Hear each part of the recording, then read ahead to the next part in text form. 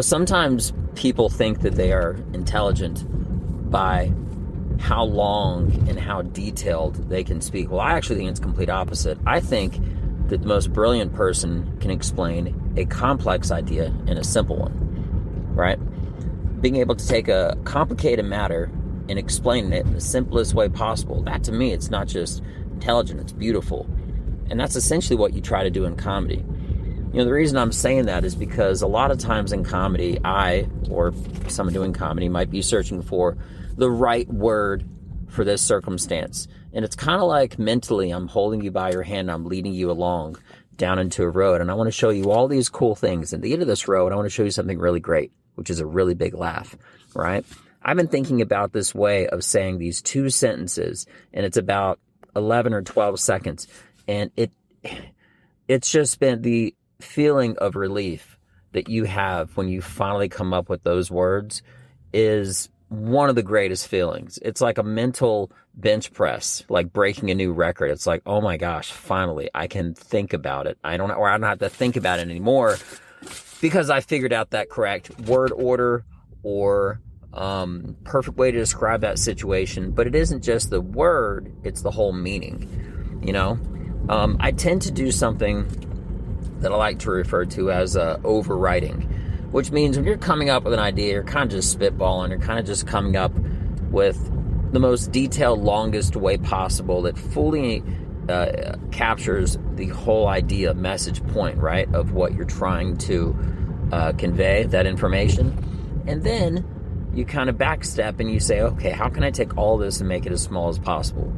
I feel like that works easier for me. It's kind of like shrink wrapping, I try to have an entire product out on something, out on paper and my computer actually, but anyway, and then just try to shrink wrap it, right, and just reduce it into its smallest form possible that I can really just work with, and it doesn't have to just make sense with me.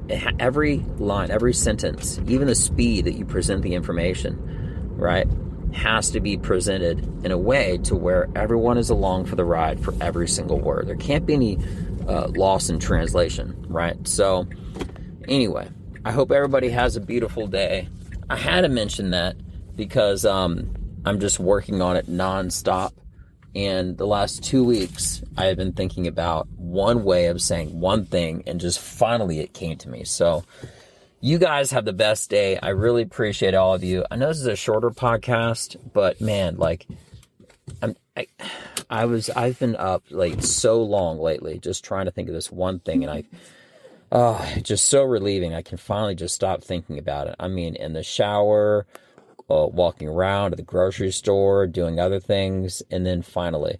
But it's a continuous cycle. It's a continuous cycle because whether I'm coming up with a new idea and then vetting it out as something good, the concept, and then narrowing it down into a smaller version of that bigger story, and then connecting it together with other stuff. It's a whole process, and this is my passion. This is my life, and this is just a part of it. But that's just one part of this whole cycle of going around in a circle to make a entire joke work. And then you have to pair it with other things at work, and then because it has to all chain together essentially, and then working on an hour. So yeah, I'm just doing a rewrite right now, and I'm excited to work on it. And I've been testing it out, and it's the best stuff I've ever written. So anyway, y'all have the best day. I really do appreciate you guys. Thank you again for your time. Just a little insight of some comedy. I'm Binge Well Done. Check me out. Peace.